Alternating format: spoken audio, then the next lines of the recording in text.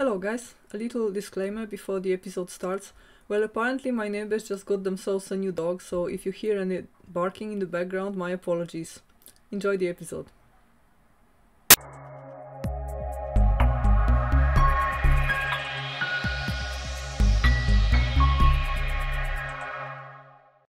Hello everyone, welcome to yet another episode of Career Talks by Welcome Solutions. In these meetings we talk with professionals who developed successful careers outside academia and are willing to share their experience and life hack with us. And today I have a great pleasure to introduce Dr. Nadia Holden. Nadia is a molecular and cell biologist by training. In 2015, she earned her PhD from Stony Brook University in New York. In her PhD, she studied the role of lipid kinases in endocytosis and autophagy. During graduate school, Nadia had a mid-PhD crisis when she realized she wanted to leave academia but didn't want to leave science. Finding a lack of good career opportunities, resources for PhD students at her university, she decided to create her own. She designed a 9-step career development program for busy graduate students called the PhD Career Ladder Program. In 2014, she gave a TEDx talk called Reimagining the PhD to spread the idea that PhD training can no longer be viewed as a one-way ticket to tenured professorship. The talk was watched over 250,000 times to date. After graduation, Nadia transitioned to a career in science writing. She is currently a science writer and editor for the National Cancer Institute, where she writes about advances in cancer research. She also helps create videos, graphics, and other educational materials on this topic. Thank you so much, Nadia, for accepting our invitation, and great to have you here. And I would be most happy to hear about your story from your own perspective. Yeah, glad to be here. Thanks for having me. Right, so I went straight into graduate school after college. I always knew that I wanted to study science. It's really been my only interest in school since I was little. So it just was a natural transition for me. And I started, working on my PhD thesis, joined a lab and was doing well in my classes. But I had just sort of absorbed a little bit more of the academic life and saw what my advisor did every day. And I just realized that it just didn't appeal to me. So that was, as you mentioned, I call it my mid-PhD crisis, because it was a really hard time to grapple with this fact that I really loved science and I liked research, but I just really didn't love being in the lab, and I couldn't see myself continuing on and doing what my PhD advisor was doing, being in academia for the rest of my life. And at that time, I didn't know anyone who had transitioned out of academia. I didn't know that there was really other options besides industry research. So it was for, I'd say maybe a couple months, just like an internal struggle, not knowing what to do. And I think what happened was I just started talking to my classmates about it, and they were actually going through the same thing. So that made me feel a little bit better. And I thought, what can I do about this? And just kind of started searching online and ended up finding different blogs and accounts of people who actually have transitioned out of academia and have all these different various careers, and started finding seminars and workshops to go to on career development that was specifically suited for PhDs, and just discovered this whole world of career development for PhD students that I didn't know existed, and started to explore this, and started to build something for myself so I could learn what I was going to do after graduation. And in doing that for myself, I realized there was all these classmates that I had spoken to who were going through the same thing, and I asked them, do you want to do this with me? And they said yes. So we had a small group of students, and I put together what I was calling the ladder program that I had split into 9 steps of career development. So we met once a month and we did one step at a time. We had homework to do every meeting, and we'd come back the next month and talk about it and share what we learned. So, you know, we didn't have anyone guiding us. It was just kind of me and one of my lab mates. We were putting this together, just Googling things and figuring it out, and going to these workshops outside of our campus, like I said. So that's how I found my path. I realized that I liked talking about science. I would love when my friends or my family would ask me about my research or something they had heard on the news, and could I explain it to them? You know, and seeing that moment of connection when they understood what I was, you know, explaining to them, I think was always really exciting to me. So I started exploring that path and doing a little bit of volunteer writing, blog posts, you know, volunteer blog posts or guest writing. I started to try to boost up my oral communication skills as well. You know, we give seminars a lot as graduate students, but I would volunteer for other things and different speaking competitions to try to get all different kinds of experience of communication that I could. And I really enjoyed it. I also took some courses at Stony Brook. They were offering science communication courses.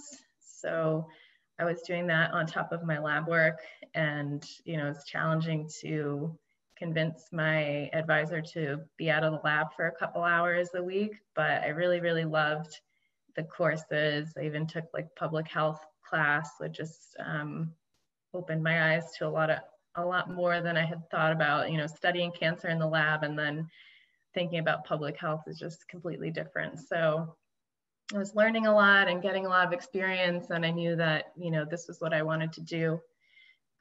So after graduation, I ended up getting an internship with the National Cancer Institute. They have it was at the time called Health Communications Internship Program. It was mostly tailored for master's students, but they did accept PhD students. So I applied and I was accepted.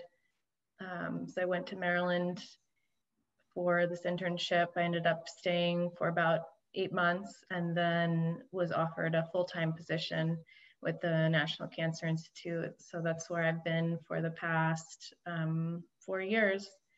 And I really enjoy what I do. I get to write about all different kinds of cancer research, from basic science to clinical science to the patient experience, you know, insurance coverage, everything. So I feel that I'm learning every day, which is what I love doing about research. I love learning, and I'm learning so much broader, I feel, than I was in the lab when I was focused on like one protein and one gene in one pathway. So I really love that, and, you know, getting to share with people. And again, my friends and family still come to me and ask me, you know, oh, we've heard about this cancer treatment, or, you know, the COVID vaccine and all this stuff. So I still get to speak with them. And yeah, that's where I am. Fantastic. Thank you so much for sharing your story with us. And I have to say that I feel that since you already discovered that academic career is probably not for you, halfway your PhD, I feel it's a blessing. And for me personally, it took me way more time than necessary, probably, because even after my PhD contract expired, I still had those thoughts. And I first took a gap year to think about my career, but I still had very strong desire to come back. I treated it more like a break from academic career. And it took me another 2 years to finally give up on this childish wish to become a professor. And now when I think about it, I could have spent this time better from the very start if I ever took this possibility into account during my PhD, that maybe I do something else for a living in some time. And I never really thought about the plan B. I was living more like you know, Arnold Schwarzenegger style. So he's life motto is no plan B. So I was like, no plan B, I want to be a university professor. And that's kind of backfired later on. So I think it's very good what you did, that you considered the alternative careers very early, and that you could give up on this initial plan so early. And actually, in the recent years, last, I would say 2-3 years, there was a lot of attention in academia put on post-PhD careers. But in the times when you were running your program in 2014, I think it was still, there was still not much attention around this subject. And I feel that still there are some academic environments where leaving academia is still perceived a failure.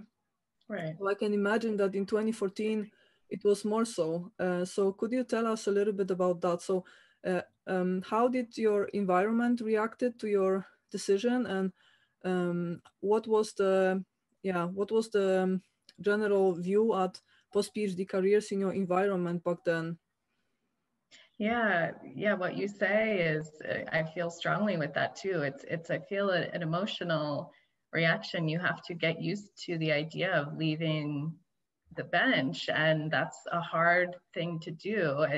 At first it does feel like a failure. You know, I felt like, oh, I wasn't good enough to stay in academia. I didn't care about it enough, and I wasn't going to make it. And you know, I thought like maybe I should just quit. You know, why am I doing this PhD if I'm not going to go into academia? But I knew that I was good at science, and I knew that I was good at research, and I liked, you know, learning, and I wanted to earn my degree. It's definitely, I think, an old school idea that if you don't go into academia, then you have failed, and, you know, that you weren't good enough. But that's definitely not the case. There's so many people, brilliant scientists, who get their PhDs and leave academia, and they go and they apply their talents and their expertise and their knowledge in another field, and they're, you know, contributing to society just in the same way that, you know, a bench scientist would. But the older generation, there was definitely a lot of blank stares when I told people what I was doing after graduation. You know, people would stop, professors would stop me in the hallway and say, oh, where are you going to do your postdoc? And I would say, I'm not going to do a postdoc. I have an internship, you know, at the National Cancer Institute. I'm going to be a writer. And they were like, what are you talking about? Why would you do that? It's like, you know, I think for that generation too, I think that there were so many opportunities to go into academia that they never had to think about alternatives. And like you said, it wasn't, you know, as popular back then. So to them, it was sort of unheard of. And I know other students who've had different experiences, that their advisors were very open and encouraging them to explore other options, and they helped them, you know, get different experience and connect with other professionals in different fields. So I think it, you know, I think it is changing, like you're saying, and it definitely depends on the university and the advisor and the lab environment. But yeah, it's not an easy, I don't know, I feel like it's not an easy transition. It is an emotional thing to sort of say, I'm going to leave this path that I thought I was on and take this other path. It's just, you have to kind of shift your perspective. Yeah, true. And I think judging from the fact that your professors were so surprised about your decision, perhaps you were also a high flyer. Maybe you were very well performing as a PhD student. And my observation is also that those students, paradoxically, those students often have harder time transitioning to industry, also because their environment treats this decision as counterintuitive, and they persuade you to stay, or you know, or given your success in academia, you have that deep belief that you will get by wherever you go, so you don't really start planning early enough. So in fact, it's a bit counterintuitive, but PhDs who have very good good record in terms of publications and very good self-esteem as researchers usually actually take longer to launch careers in industry for this reason. And I would like to ask you a little bit more about the PhD Career Ladder program, since it's such a very interesting idea. And I would like to encourage everyone who is watching this episode to also get familiar with Nadia's TEDx talk on this topic. And could we also ask you a little bit more about these 9 steps, a little bit more details about it, and also could you tell us a little bit about where this program is now? So was this just a one batch of academics that you were working on, or is it like a recurring event?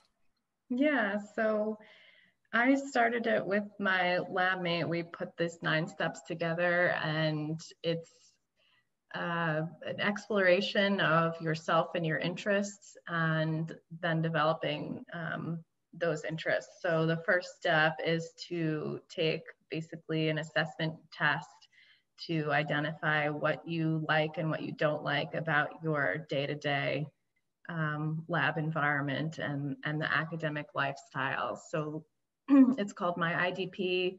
It's available online. I think it's hosted through Science Careers, and I think it's a very nice test. That was how I identified for myself that I was interested in science writing and communications. You know, before that, I didn't really recognize that in myself. So I think it's of great value.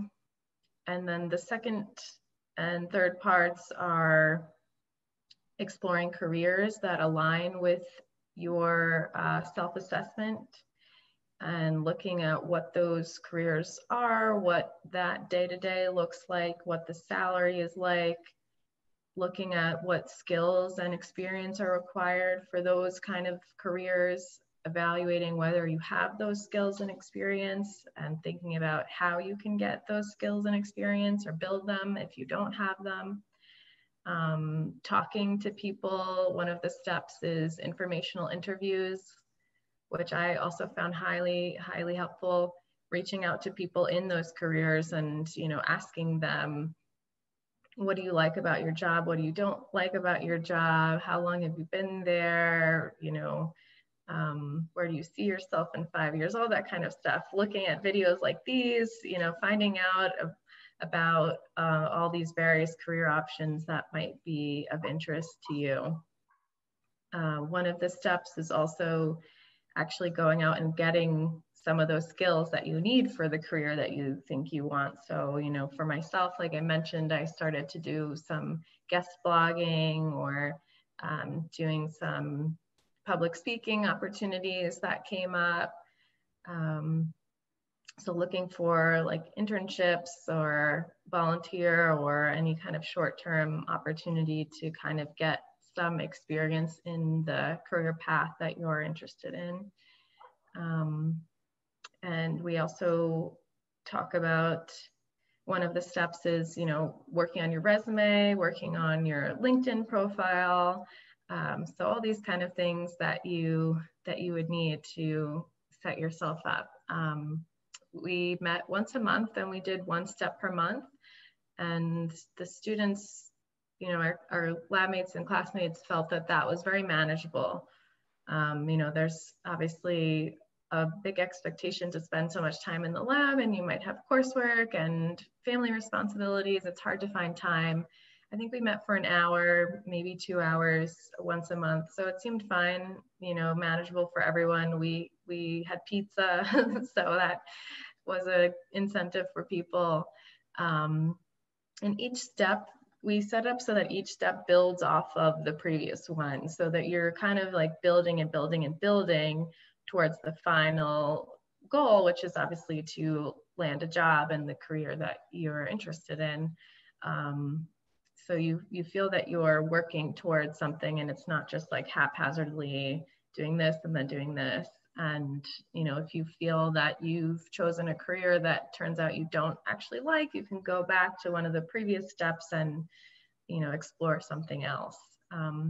The other thing that we liked about doing it as a group was that we shared everything that we were working on. So if I went and explored careers in writing, I would come back to the group and I would tell them a little bit about that. And, you know, some of the other students were also interested in careers in writing. So they got to learn about the research that I did in these careers, and I got to learn about the research that they did onto regulatory affairs or industry science or publishing, you know, any other kind of careers. So I feel that we were all learning a lot more than if we had just been doing this independently on our own.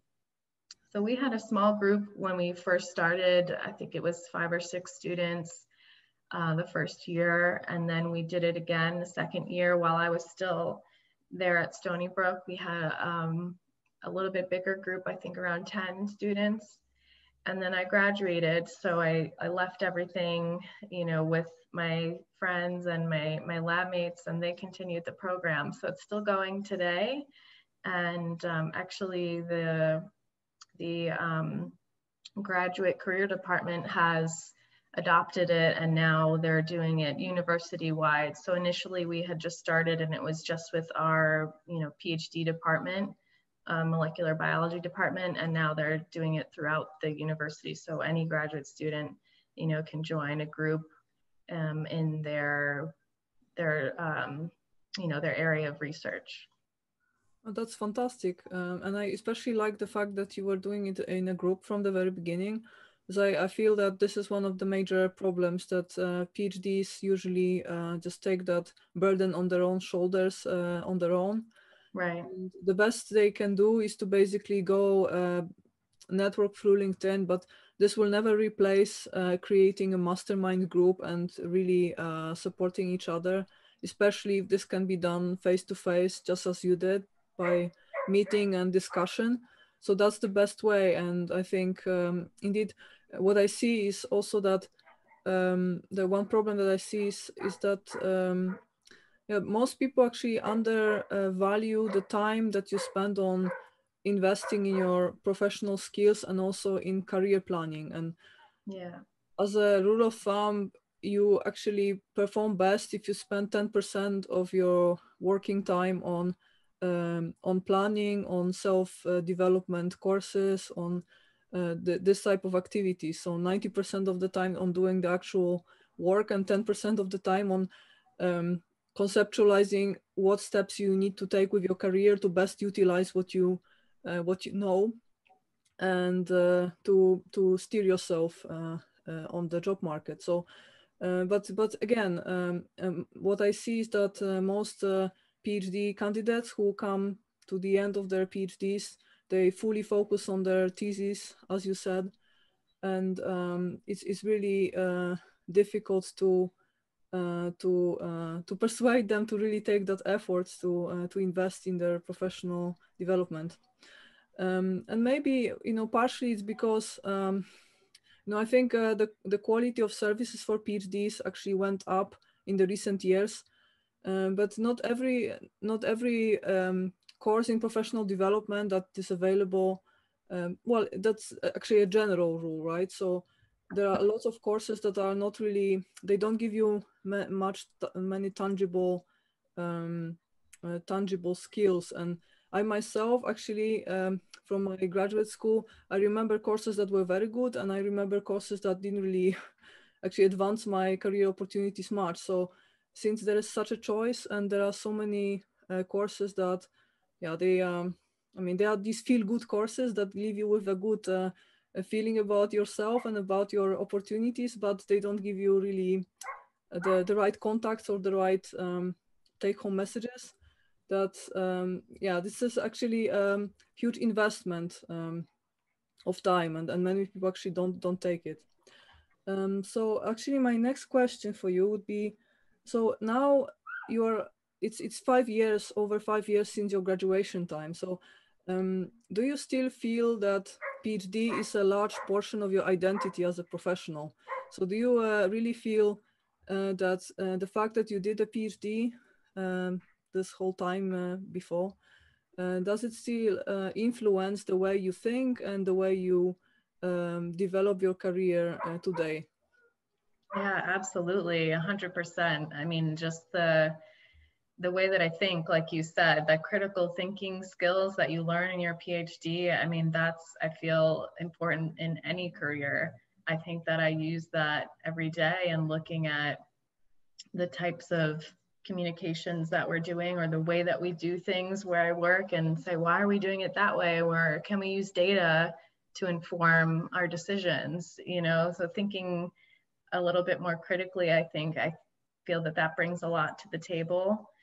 And also for what I'm doing, you know, I'm writing about science, I'm writing about clinical trials, I'm writing about studies. So I have, I think, a little bit of a deeper understanding of how those studies are done and what the experience is of the researchers doing that work. So I feel like I have a little bit of a different perspective than maybe someone who hasn't gotten their PhD. I think the ability to learn very quickly has helped me a lot. Like I said, I'm writing about all different kinds of topics related to cancer. So I might get an assignment on something that I've never heard of, and I have to spend a little time to read a bunch of review papers and research articles and, you know, become not an expert, but well-versed on this topic so that I know how to interview the person that I'm going to be speaking with. And I know what questions to ask them, you know, so being able to converse with scientists, and I think there, being a scientist as well myself, they feel more comfortable with me because they know that we have a similar background. So I think that helps as well. I also go to conferences. Usually once a year I go to a conference and, you know, pick up on what's going on in the cancer research world. So being able to walk into, you know, any seminar and understand what's going on, I think has been helpful as well. Okay, great. And actually, I'd like to ask you a little bit more about your current job, since our viewers are interested in post-PhD careers. I'd like to ask you how your typical working week looks like today. Sure. So I've been working remotely for 3 years now. So I've always been working at home, not just in the pandemic. But my typical work week, every day I typically have at least one meeting, which is usually with the other writers and the editors. We're usually just trying to check in and planning our communications that are coming up. The bulk of my work is spent writing blog posts for the National Cancer Institute's blog. It's called Cancer Currents. So we have one meeting a week where we get our assignments, we report on where our current assignments are. We talk about what's being published that week, what's going to come up next week. So it's a little bit of a planning meeting for the blog. And then we have another planning meeting for all of the other sort of communications that are going on. I write a little bit for the general website content, which is more patient oriented. So for instance, I've written a page about tumor sequencing or tumor genetic sequencing for patients. I also work with the multimedia team, so with the graphic designers, to come up with videos to help explain certain key concepts that patients or caregivers or even doctors need to know. So I have some meetings, but not a lot. Most of my time is just spent on my computer writing, editing my drafts, or like I mentioned, reading papers, doing research. I also interview the scientists that are doing the work that I'm writing about. So every now and then I'll have a phone call with a researcher. I have to set that up with their university. I have to, take notes on that and then work that into my draft. And then building it into the website, I have to find images to go with the posts or create images. I work with the designers to create images sometimes. And then about once a month, we get like analytics back on on the blog posts, and we try to take that into account and see what's doing well and what's not doing well, and what topics people really liked and what topics people aren't really interested in, and plan going forward what to do with that information. So what do I need to know to be able to read your texts? Are your texts meant for anyone with higher education, or for anyone, like for a broad public? For whom do you write? Yeah, we try to write at a level that anyone can understand it. So we try to write for the lay audience. So we know we have a lot of patient readers and caregivers who are reading our content. I'd say you have to be a little bit science-minded for some of the content, because some of it is more basic research. The Cancer Institute is one of the biggest funders of cancer research in the world. So a big part of what we're writing about is basic research. So some of those writings are, I'd say, probably a little bit more of interest to someone with a science background. Right. And what do you think is the best entry for PhDs who are now considering this type of career? So what would you advise to someone who would like to try to become a science writer? Yeah, I would say get as much experience as you can as a graduate student. We do a lot of writing as graduate students, but it's an academic style writing. So I would try to get experience doing different kinds of writing. There are plenty of science blogs online that do accept guest bloggers. So you can, come up with a topic that you find interesting, write a blog post and submit it to them. There's also sometimes opportunities, like if you go to a conference, you can write up a summary of the conference for, the conference website or some other platform. A lot of people now just use social media, and they'll,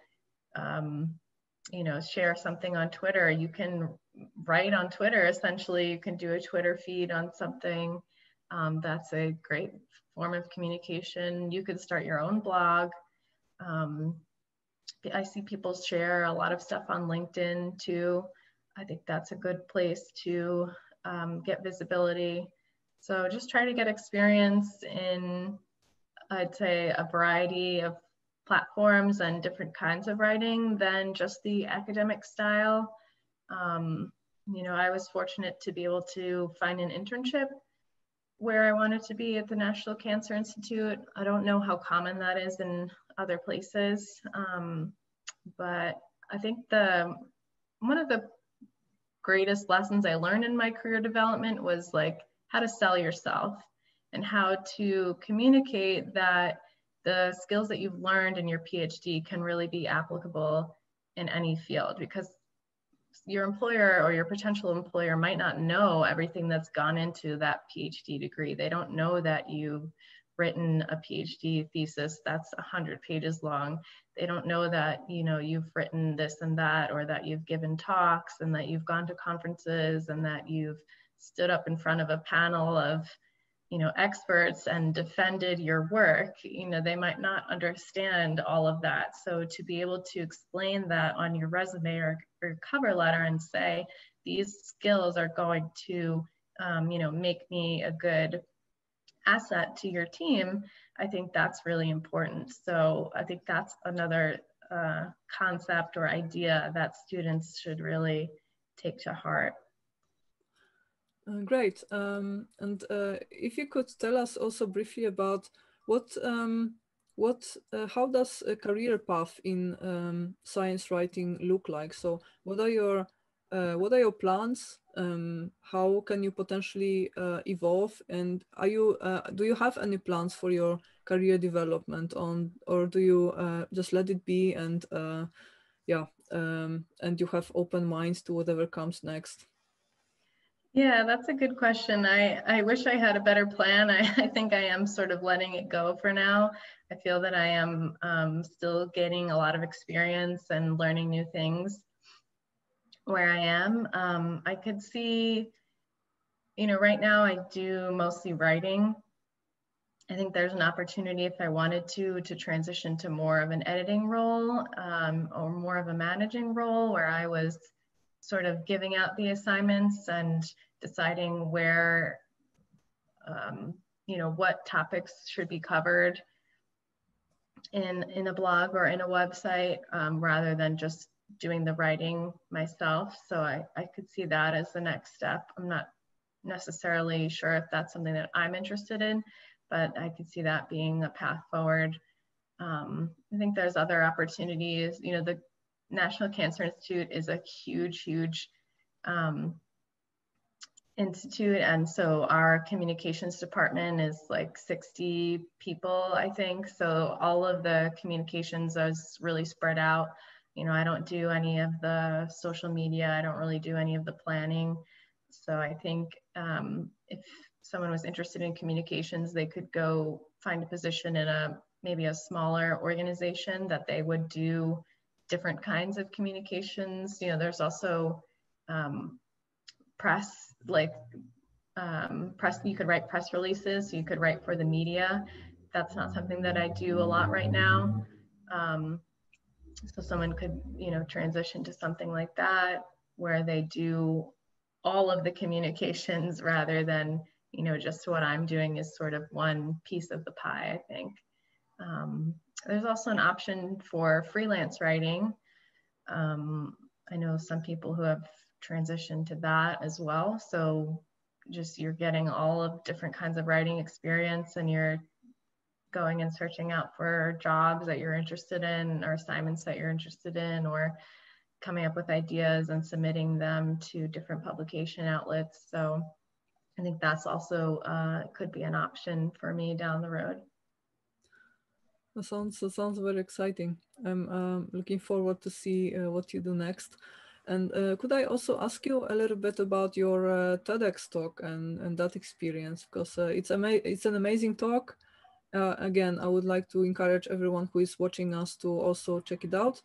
But how was this experience for you? So how did you get to the idea of doing this talk, and how did you prepare? And do you also can you also tell us a little bit about the consequences? So did you get interesting contacts later on? Did maybe lead to some new initiatives? And tell us the story. Sure. So like I said, this came up when I was doing, exploring some career options, and I had found out that I was interested in science communication. So I was trying to get experience doing different communications, and I was trying to also build up my oral communication skills as well as my written communication skills. So I was looking for different opportunities to give talks. And I just, Stony Brook was hosting a TED event, and they were looking for speakers. So I thought like, oh, this would be a great opportunity. I should do this. And initially I thought like, oh, I would talk about my PhD research. And then I thought, well, I don't know if that's an idea worth spreading. Is someone on the street really going to be interested in this? So I thought, well, this PhD career ladder program that I've put together, there's been widespread interest in this. I know that there's other, classmates in my university who are interested in it. So I'm sure that there's other students at other universities who are going to be interested in it. So I submitted an application to talk about the ladder program, and it was accepted. And then it was like, okay, I have to get on stage and do this talk now. And I should mention that I was like extremely shy. I did not like giving talks.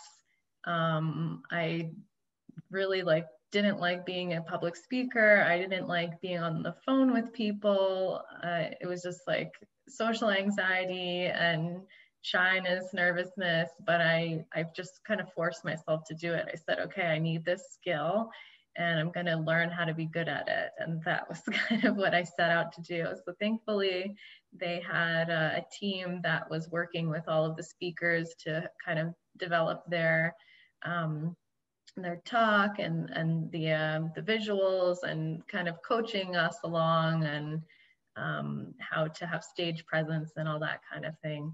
So I think that really was a nice polishing way to give this talk. It was definitely scary, and it was not only, you know, knowing that I was in front of an audience of a couple hundred people, but that the talk was being recorded. I think it was streamed live.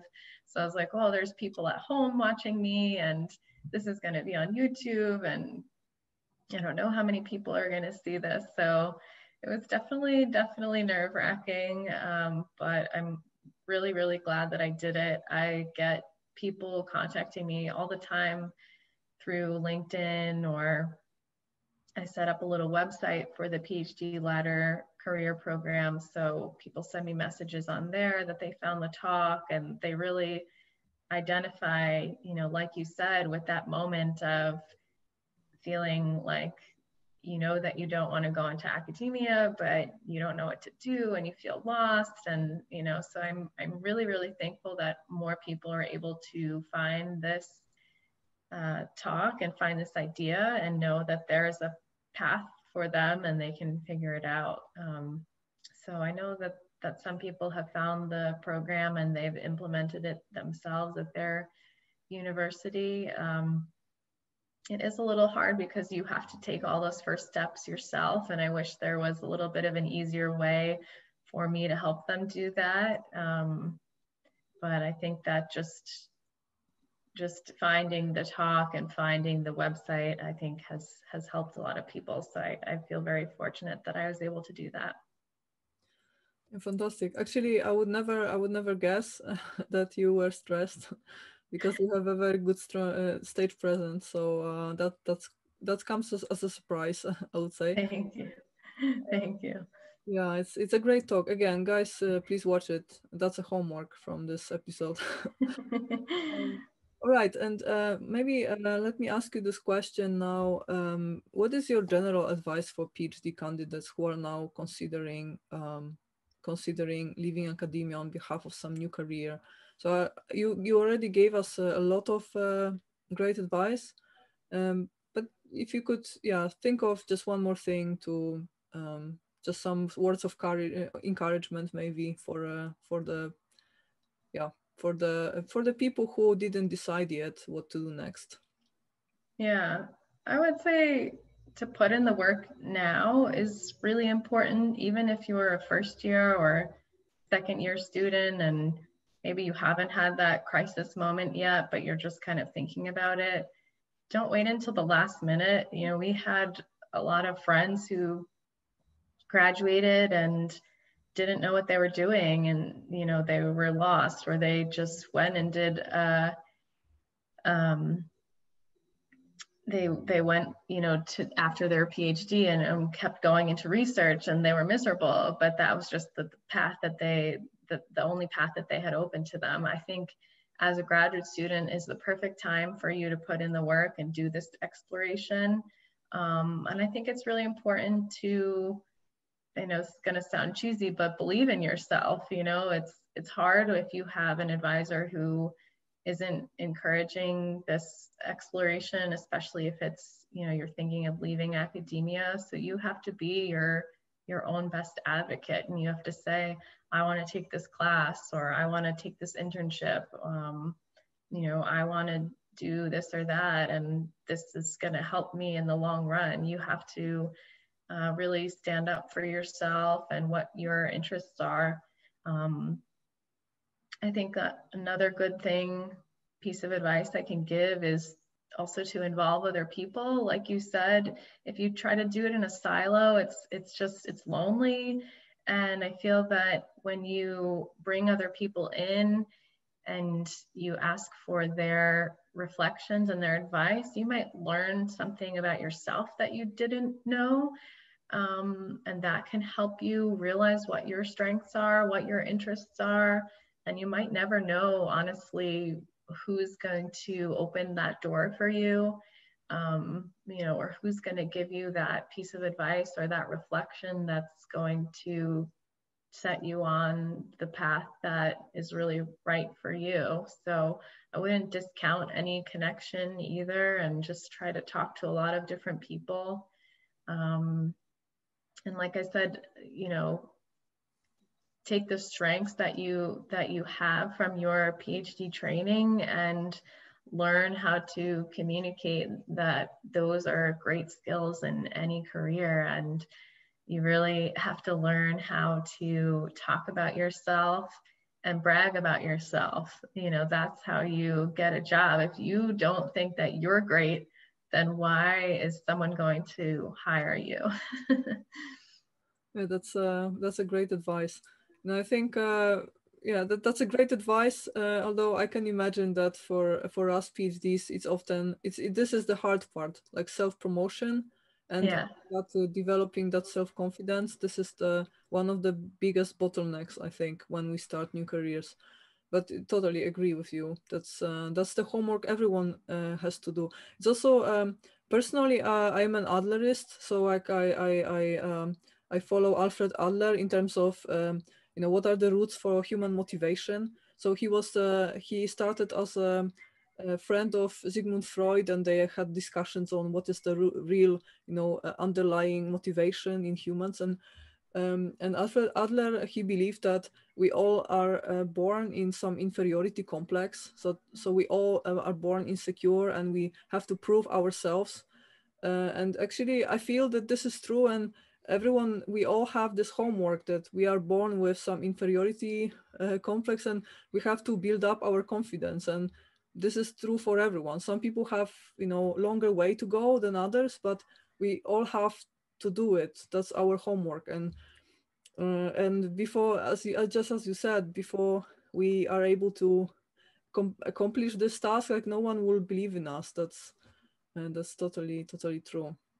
Okay, fantastic. Thank you so much, Nadia, for all your insights and for sharing your story today. And I'm yeah, looking forward to hearing what you do next in your career. And thank you so much for your contribution to the PhD community worldwide, because your story is very inspiring, and I'm very happy to hear that the PhD Career Ladder program is still active, and that it still improves and helps PhDs in building their careers.